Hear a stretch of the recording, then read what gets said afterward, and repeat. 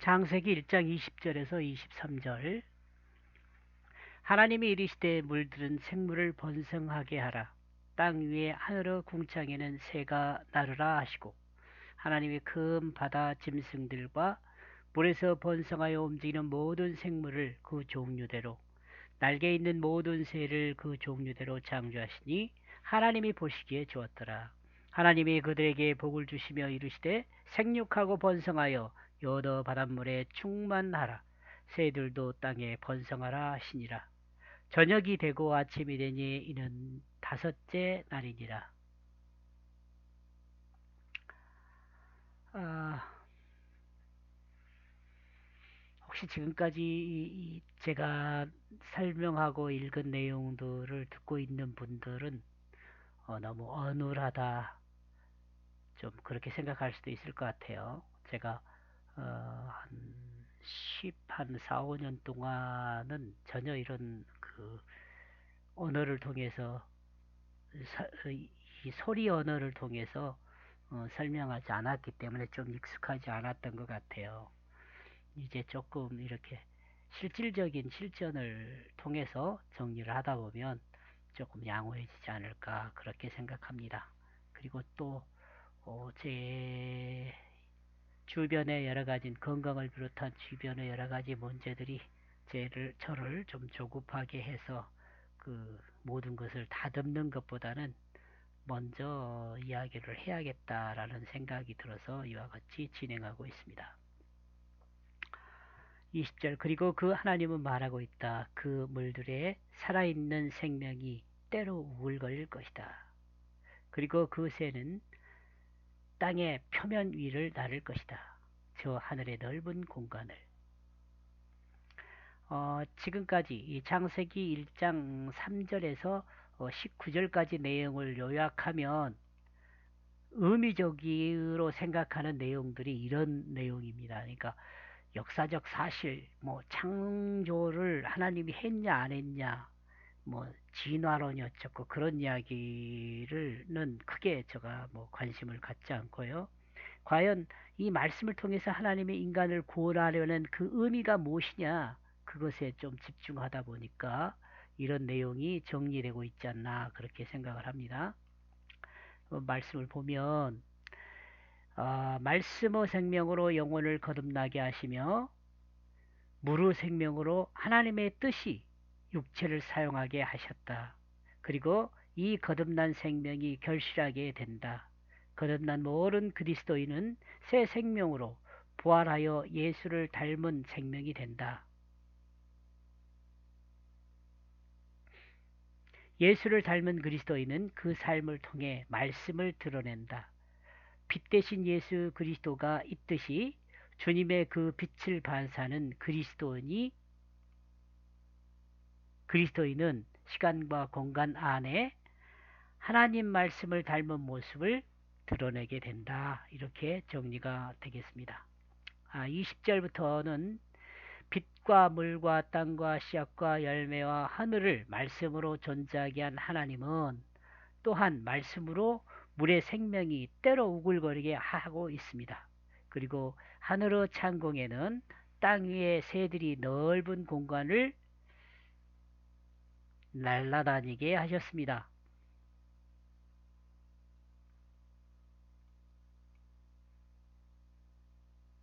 공간을.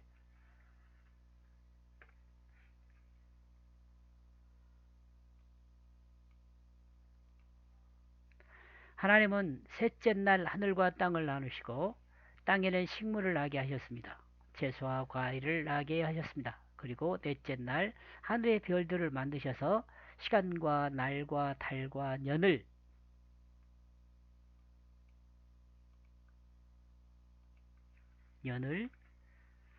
구분하게 하셨습니다. 그리고 다시 다섯째 날이 되었습니다. 바다에는 살아있는 생명이 때로 우글거리게 하고 있습니다. 그리고 넓은 하늘에는 땅의 표면 위의 새가 위를 땅의 표면 위를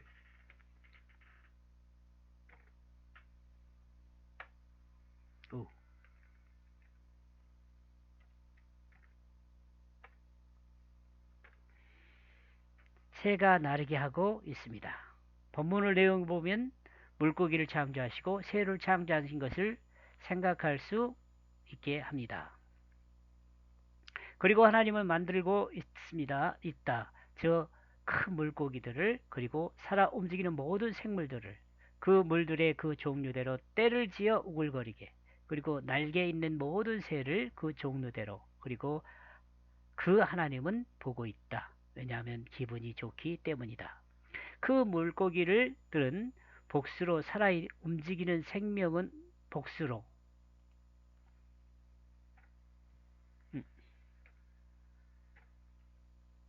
살아 움직이는 생명은 단수로 그리고 하늘을 나는 새들 또한 단수로 기록하고 있습니다. 이렇게 볼 때 하나님이 창조한 피조물인 모든 생명은 각각 하나를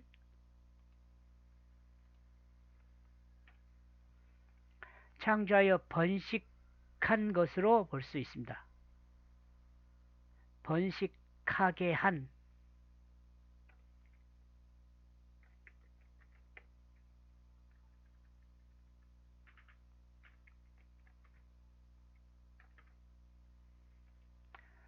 볼 수 있습니다. 단번에 한 종을 때로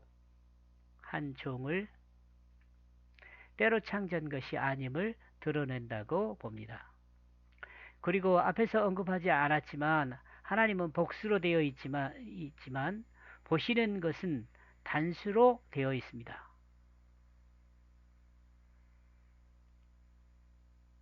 이는 삼위일체를 드리는 것으로 볼 수 있습니다. 사실 삼위일체는 인간편에서 하나님을 이해하는 하나의 용어입니다. 하나님이 계시한 하나님은 하나님입니다. 한 하나님입니다. 그런데 하나님이 인간에게 계시하다 보니 인간의 이해를 위해 삼위가 된 것입니다. 즉, 한 하나님이 말씀하시고 하나님의 말씀이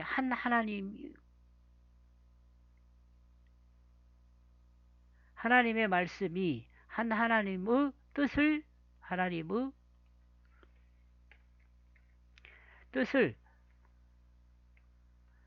드러내기 때문에 이는 한 하나님입니다.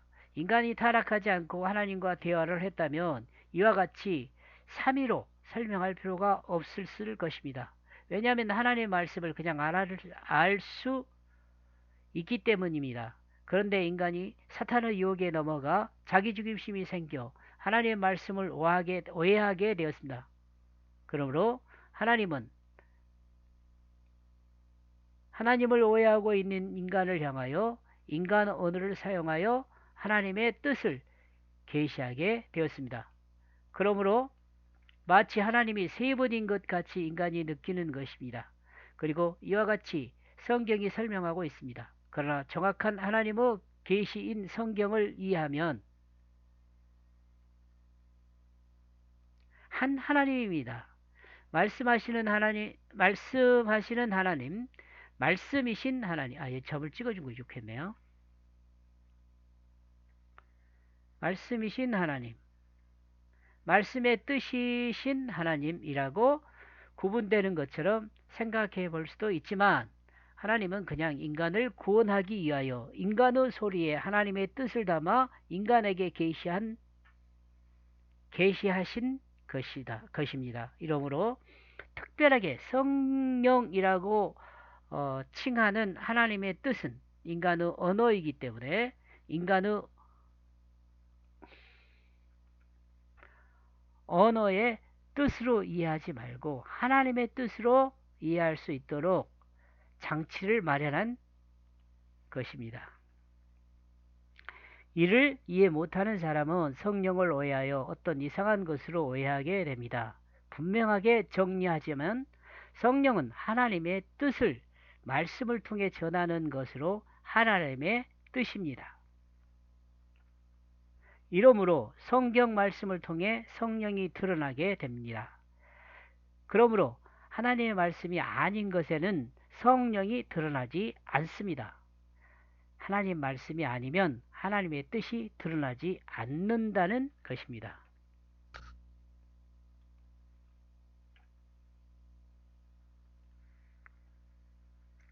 22절. 그리고 그 하나님은 그들을 확실하게 축복하고 있다. 말하기를 스스로 열매를 맺어라. 그리고 스스로 증가하라. 그리고 스스로 가득 채워라. 이 바다들 안에 물들 안을 그리고 새는 이 땅 안에서 증가하고 있다.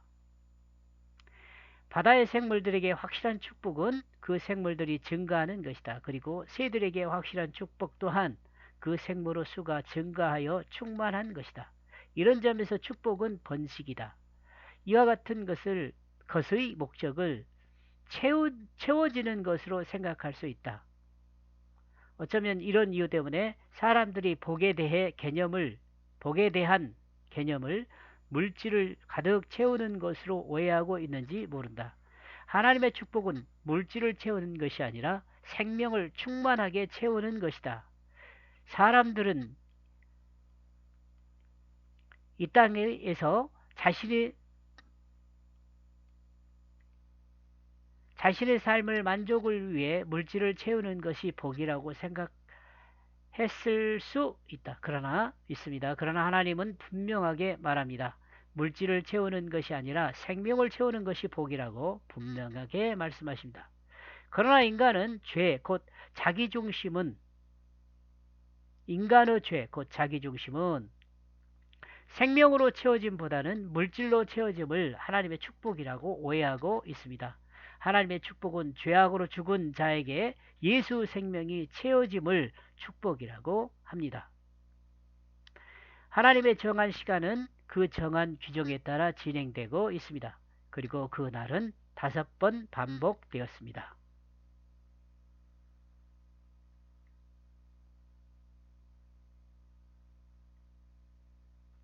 20절과 21절, 22, 23절을 그 문장으로 정리하면 물과 하늘의 생명이 때로 우글거리게 함. 21절 바다의 큰 물고기와 생물들, 하늘의 종류들의 모든 새가 때로 우글거리게 함. 하나님의 축복은 결실하여 생명을 가득 채우는 것이다.